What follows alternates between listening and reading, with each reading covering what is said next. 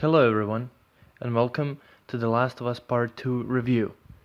Last of Us Part 2 is a sequel of Last of Us Part 1 that came out in 2013 for PlayStation 3, and later on it came out for PlayStation 4 as a remaster with enhanced graphics and DLC. And after 7 long years, and the highly anticipated title came out in June 16th, 17th, something like that. So, this will be a review, my thoughts on the game. I will tell you what I think about it, the positives, the negatives. I will tell you my complete opinion and the reason why I won't do any more gameplay footage of this game, and the reason why it took so long, first of all. So this game puts you in shoes of Ellie, and it takes 4 or 5 years after the first game, and something bad happens. You probably see it in the gameplay, but Ellie is sworn to take revenge, and the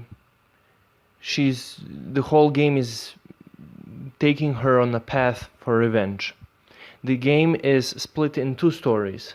One is story of Ellie, which is the half of the game, and one story of Abby. In between of each days, because the game is shown in days, day 1 Seattle, day 2, day 3.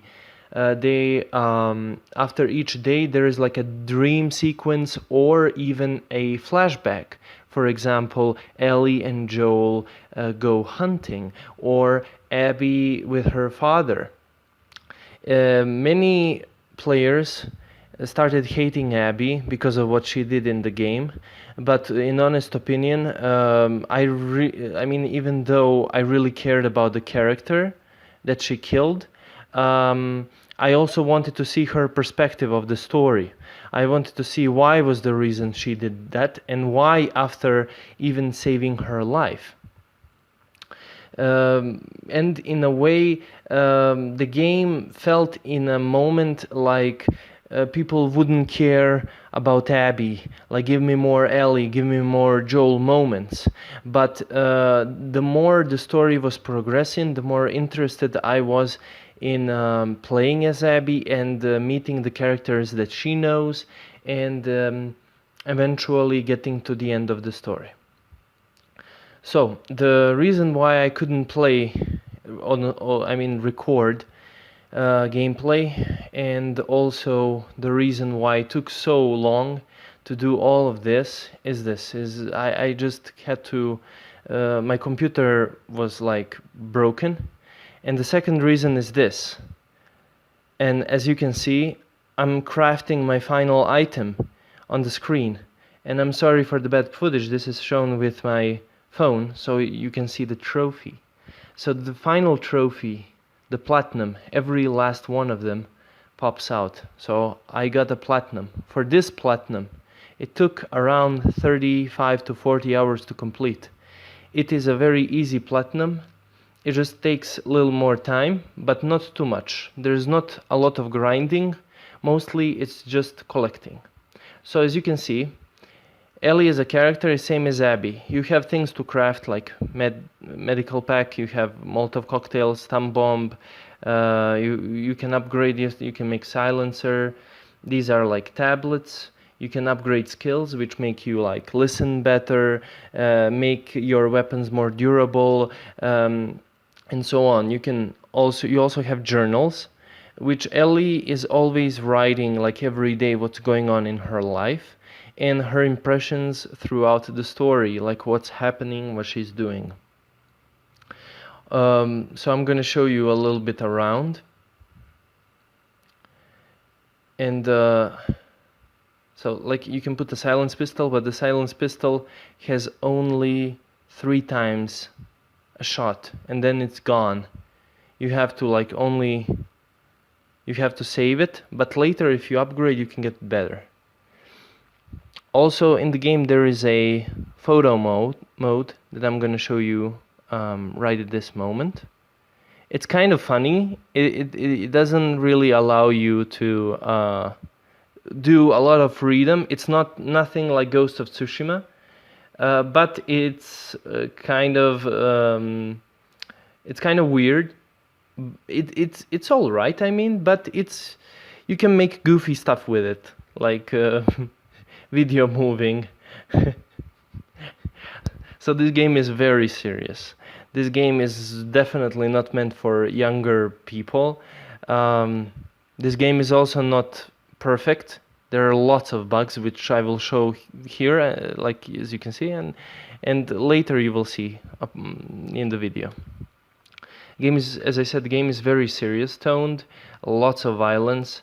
I love the way they did animations in this game. If you throw a bottle of beer into someone's face, then they can their face will shatter. Like the scattered parts of the beer will stay on his face. Or if you shoot him in the leg, he will react the way it did. And the atmosphere in this game, it's so amazing. Like after I stopped playing and recording this, and I just played it on my own, I felt so immersed. Yes, it's a linear story. It's limited where you can go, but when you put on headphones and you just walk through these parts, it's the ambience of this world has been made so atmospheric, and the music and the sounds and the way everything is going on around you, the fog, the weather, the rain, everything has been made amazingly, and congrats to Naughty Dog on that part. Then we have zombies, which we already of course had, but you can sometimes find them in like hiding garages or in some places. Like for example here we can find a safe, but in here there are multiple zombies, and there are many of them. So for example, these are runners. They will run at you, they can see very good, and they don't care. Then there are all types that have been in the first game. They are in this game. The only new ones are I can't remember the name, but the guy that spits acid, he's really tough. And there's an extra boss fight at the end of day 2 in Abby's story, and whoever played the game knows what I'm talking about. Like I literally shit my pants. Like the moment was so amazing. Like I couldn't believe that they have made it. Like I know it's not something revolutionary or something. It's just a big surprise, and I was really scared. I was like running for my life, and I didn't know what was going on. And it was like in the night with my headphones on, and I was really scared. Like holy fuck, it was amazing. So just that part, like there are so many oh shit moments where you just there are moments where you're just relaxed, and then like you have to survive. As I said, there's a safe in this. There's safes. There's lots of loot that you can use to craft your weapons and also craft your items. As I said already, Molotov cocktail, or I don't know, the medical kit, or upgrade your melee weapons like baseball bat. So in these safes you can find numerous different supplies, from pills and scraps and screws to, I don't know, munition for a gun or a sniper rifle. The animations for making the weapons, for upgrading them, are very well done. And when you get to upgrade all of it, I apologize for waiting for so long for opening this safe, because I was looking for it online. I really didn't have time to look around. Also, you don't have to, when you play the game, you should never rush it. You shouldn't look online. I just did it because in this moment I was rushing, but you should never do that, because when you go around the houses around, you can find letters, and in those letters people mention the code or say like, hey, let's meet back at the stash garage or something like that. So that's cool. And you can find things like this, like extra holster, which means that I can hold two guns at the same time, which is pretty cool. It doesn't take me time to like open my backpack and then again. So this is like one of the bugs. Like, game isn't perfect, of course. That can always be fixed. Like, look at this. Like, I mean, or for example, like with Abby, like I was returning, like look at her hands, like shaking, crazy. Anyway, as I said, this game is really good, but it's not perfect. Like, no game is perfect.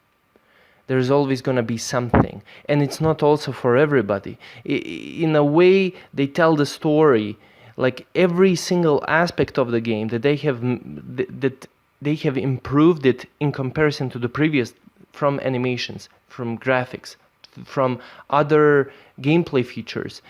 Yes, the story makes a big leap, a big risk in its story, but that only depends on the person if they're gonna like it or not.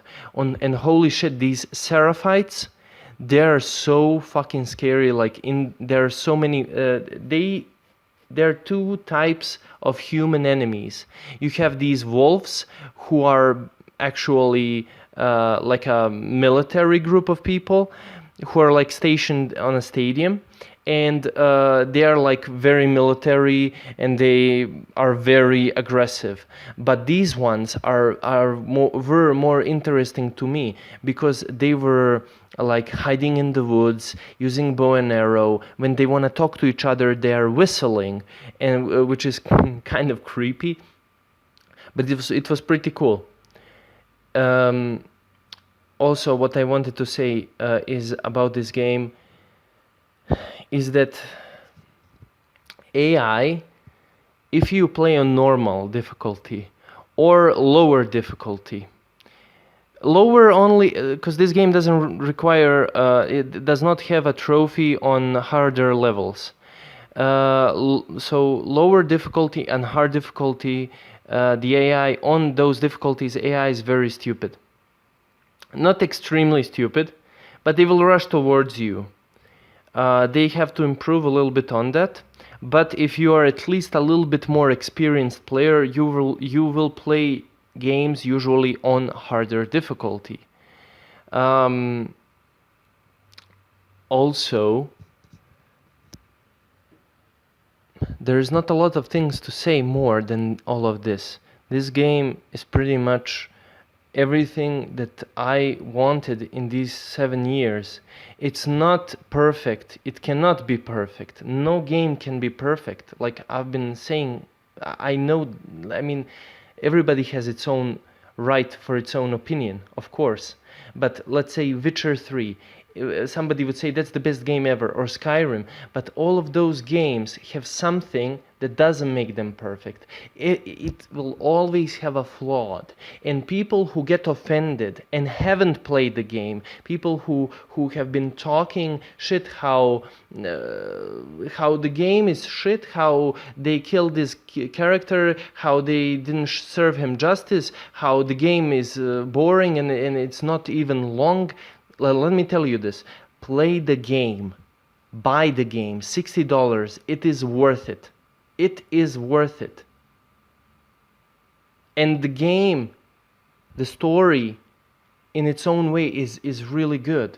It's really well written. And somebody will say the characters aren't that interesting. But that is your opinion. So that is, you will see positive and negative sides on the screen right now. So that will be all from me. For me, the game is worth buying, and I hope I'll see you in the next video soon. Until then,